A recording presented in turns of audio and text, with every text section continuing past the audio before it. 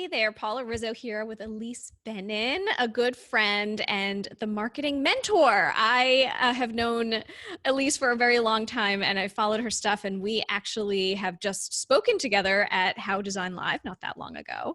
And Elise, you told a story that I had never heard before from your former life as a professional organizer. And I was like, we have to talk about this. So walk me through, I mean, how you're helping people now, and then we'll talk about that little tidbit how you got PR that lasted for years and years and years. Exactly. So I teach creative people and solopreneurs how to market their services, basically.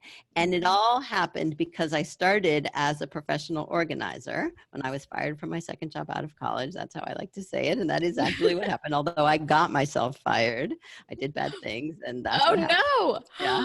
I don't That's the believe part it I at usually all. leave out. Yeah. Really? I was gonna say, wow, because you hated it, or what was the deal?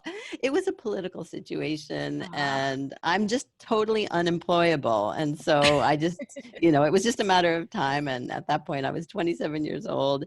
And so I looked around, and all my friends in New York were artists and actors and musicians, and they were totally disorganized. And I was a little bit more organized.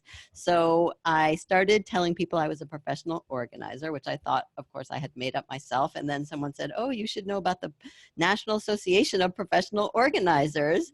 And I know you've spoken to them. I have. It's a And real thing. Yes. it is a real thing. And at that point, it was a national association, but the New York chapter was just getting started. So I went to some of the meetings and I got very involved. And at one of the meetings, there was a woman there who was kind of thinking about becoming an organizer, but she was also a reporter for New York Magazine. And I had no idea what a reporter was, and I barely knew what New York Magazine was, but she was asking all of us what we did and how we were different from each other. So I explained to her that I worked with artists and I helped them with their marketing, because that's what I noticed working with creative people. At the bottom of all of their piles, it was so amazingly consistent. There was always something that had to do with marketing and self-promotion that was not getting done.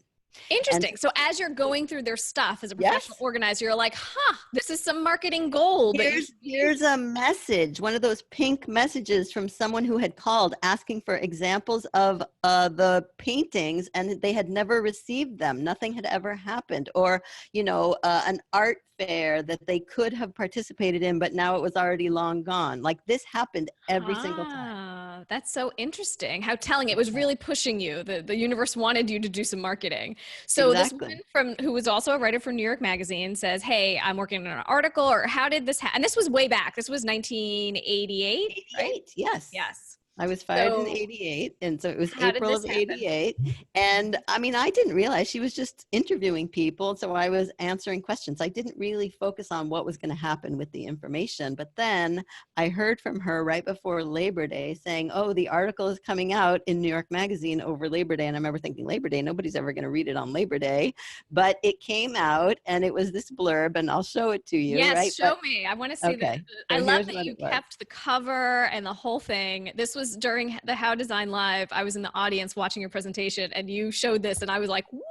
How did I not know this?" I love it. So here's the Right. cover. Right. And so she was writing an article about how to get people to help you do things you don't want to do for yourself, basically. Uh-huh. And organizing was just one of several things that were included there. So that was the cover. And then this is just one of the pages, and you can see my little blurb right there in the middle is just, Mhm. a little blurb of text amongst all the other people that she's highlighting. And I do remember some of these people. All right. And then here's my blurb, and I'll just read it. So, since 1985, Elise Benin, with my address in Hoboken and my phone number, right? There was no email Amazing. at that time. There was no websites. Has specialized in helping actors, artists, writers, photographers, musicians, and other performers and small businesses promote their talents and skills and handle their organizing and paperwork chores. She works out marketing and promotional strategies, sends mailing, gets in touch with agencies and production companies. She keeps personal databases for her clients in her computer. She's like a business manager who doesn't take a percentage. Just terrific, said one client. I don't remember who that was. She charges $20 to $25 an hour. Depending on the project, there is a 4-hour minimum. So, I I mean, people called me starting on Labor Day, right, for 10 years. And the reason is because they were totally disorganized.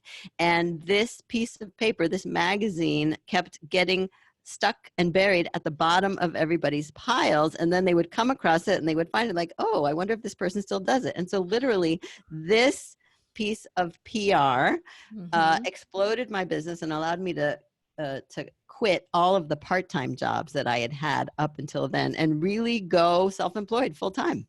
Wow. I mean, there's so many aspects of this that I absolutely love. Number one is that you had such a clear niche, right? It was very specific how you stood out, how you were working specifically with creatives, even all the way back then, right? And you can unshare the screen. How you also how you were one example in a larger article. So that's another thing. Sometimes people say, "Oh, I'll never get featured. What will they need from me?" But you were just one example in a larger article, which is also terrific.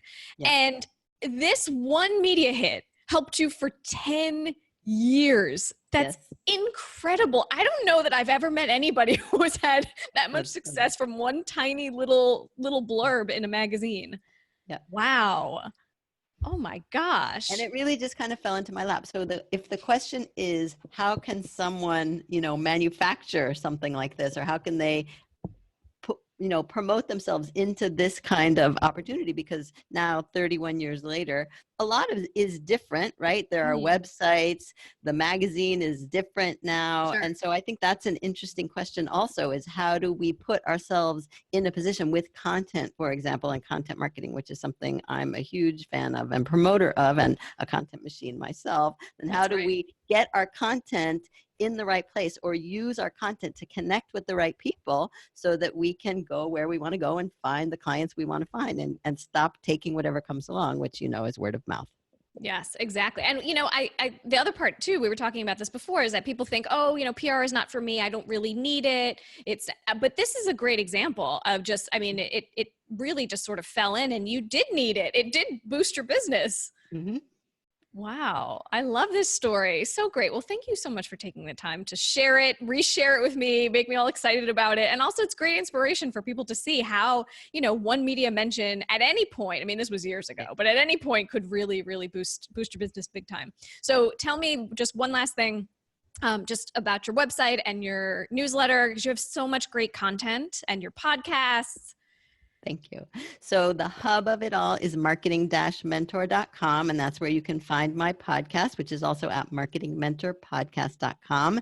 And I do have my quick tips from Marketing Mentor, which is my email newsletter, which is where I share the most current thinking.